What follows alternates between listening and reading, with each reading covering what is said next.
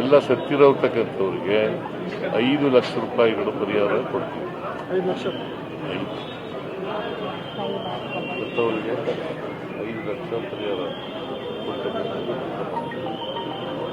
ಪಾಪ ಬಹಳ ಬಡವರು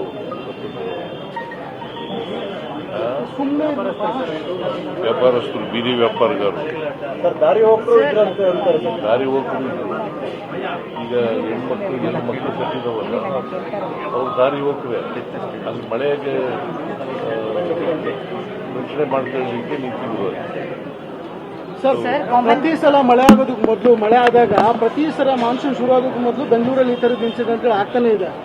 ಈ ಸಲ GBA ಮಾಡಬೇಕಂತ ನಿಮ್ಮ ಸರ್ಕಾರ ತೀರ್ಮಾನ ಕೈಗೊಂಡಿದೆ. ಆದ್ರೆ ಈ ರೀತಿಯಾದ ಇನ್ಫ್ರಾಸ್ಟ್ರಕ್ಚರ್ಗಳನ್ನು ಇಟ್ಕೊಂಡು ಹೇಗೆ ಮುಂದುವರಿತೀರಾ ಅಂತ ಹೇಳಿ ಅದಕ್ಕೆ ಎಂಕ್ವೈರಿ ಮಾಡಿಸ್ತಾ ಇದ್ದೀವಿ. ಎಂಕ್ವೈರಿ ಮಾಡಿಸಿ ಕೂಡಲೇ ಎಂಕ್ವೈರಿ ಮಾಡಿಸ್ತೀನಿ. ಆ ಬೀದಿ ಬದಿ ವ್ಯಾಪಾರಿಗಳಿಗೆ ಸರ್ ಈ ರೀತಿ ಇನ್ಸಿಡೆಂಟ್ ಆಗ್ಬಾರ್ದು ಅಂತ ಹೇಳಿ ಎಲ್ಲಾದ್ರೂ ಒಂದು ಪರ್ಟಿಕ್ಯುಲರ್ ಜಾಗ ಮಾಡ್ಕೊಡ್ಬೇಕಂದ್ರೆ ಮಾಡ್ತಾರಪ್ಪ. ಇದು ಯಾರಿಗೂ ಗೊತ್ತಿರಲಿಲ್ಲ ಹೀಗಾಗುತ್ತೆ ಅಂತ, ಮಳೆ ಬರ್ತದೆ ಅಂತ ಗೊತ್ತಿರಲಿಲ್ಲ. ಇಷ್ಟೊಂದು ಜೋರು ಮಳೆ ಬರ್ತದೆ, ಅನ್ಟೈಮ್ಲಿ ಮಳೆ ಬಂದಿರ್ತಕ್ಕಂಥದ್ದು. ಈ ಮಾನ್ಸೂನ್ ಶುರುವಾಗೋದು ಪ್ರೀ ಮಾನ್ಸೂನ್ ಮಳೆ. ಸೊ ಅದಕ್ಕೆ ತನಿಖೆ ಮಾಡಿಸ್ತೀವಿ. ಆಫೀಸರ್ಸ್ಗಳು ಯಾರಾದ್ರೂ ರೆಸ್ಪಾನ್ಸಿಬಲ್ ಆದ್ರೆ ಸರ್ ರೆಸ್ಪಾನ್ಸಿಬಲ್ ಆದ್ರೆ ಅವ್ರ ಮೇಲೆ ಕ್ರಮ ತಗೋತೀವಿ. 1 ವರ್ಷ ಹಿಂದೆ ಹೇಳಿದ್ರು ಸರ್, ಬೀದಿ ಬದಿ ವ್ಯಾಪಾರಿಗಳಿಗೆ ಪ್ರತ್ಯೇಕ ಜಾಗ ಮಾಡ್ತೀವಿ ಪ್ರತಿ ಏರಿಯಾದಲ್ಲೂ ಅಂತ 1 ವರ್ಷ ಹಿಂದೆ ಹೇಳಿದ್ರು. ಯಾರು? ಜಿಬಿ ಅಧಿಕಾರಿಗಳು ಪ್ರತ್ಯೇಕ ಜಾಗ ಮಾಡ್ತೀವಿ. ಸರ್, ನಿಮ್ಮ ಕಾಶನ್ ಮರ ಬಿಟ್ಟಿದ್ದಾರೆ, ಬರಕ್ಕಾಗಿಲ್ಲ. ಸರ್, ನಿಮ್ಮ ಕಾಶನ್ನು ನಿಮ್ಮ ಬಿಜೆಪಿಯವರು ನೀವು ಹೇಳಿದ್ರ ವ್ಯಾಪಾರಿಗಳಿಗೆ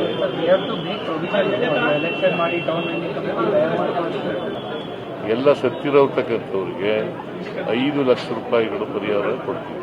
5 ಲಕ್ಷ ಸತ್ತವರಿಗೆ 5 ಲಕ್ಷ ಪರಿಹಾರ ಕೊಡ್ತಕ್ಕಂಥದ್ದು. ಪಾಪ ಬಹಳ ಬಡವರು